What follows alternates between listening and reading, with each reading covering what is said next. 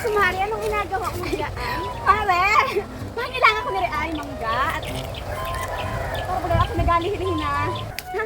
At kanino ka nagsabi? Sa mangga? Nilaladali ko pa ng kutsilyo? Ano? Ay anong galingin mo talaga, ano? Naman si Kumare. Ay, sa laang ay, pati baboy ko ina-stress mo? A few moments later.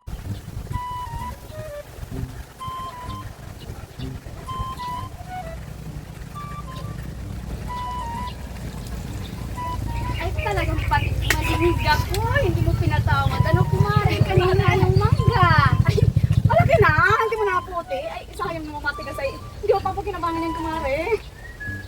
Ay, talagang inapatigas siyaan. At yan ay kailangan ng itanim. At yung tanim ay ngani ay kailangan ng tanggalin. Tanggalin ko dyan.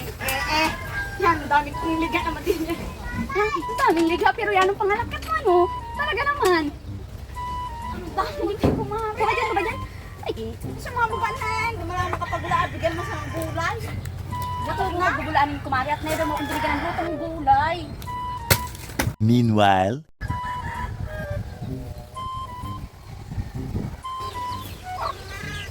Bakit yung nagpakaingay ka rin mga aso na yun? Sino na naman na nakikita ninyo at napakaingay nyo na naman?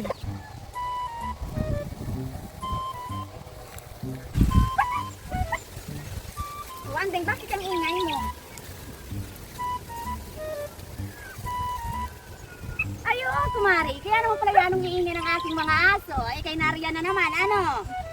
Bakit na naman, Kumari?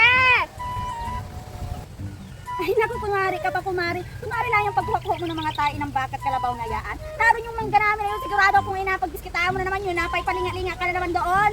Ay, kaya naman ang imot mo. Ano naman na itain ng kalabaw po ng baka. Ipikit man natin ang aking lupa ng tubigan. Pakin ang baka, inadasok mo na yung aking lupa ng tubigan. Kaya naman imot mo na ang talaga. Hindi naman yung baka yaan, yan na may kitong-pidil, nag-aayos. Hindi daw nga ni.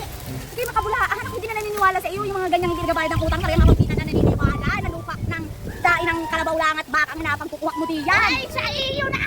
It was at this moment that he knew. He fucked up.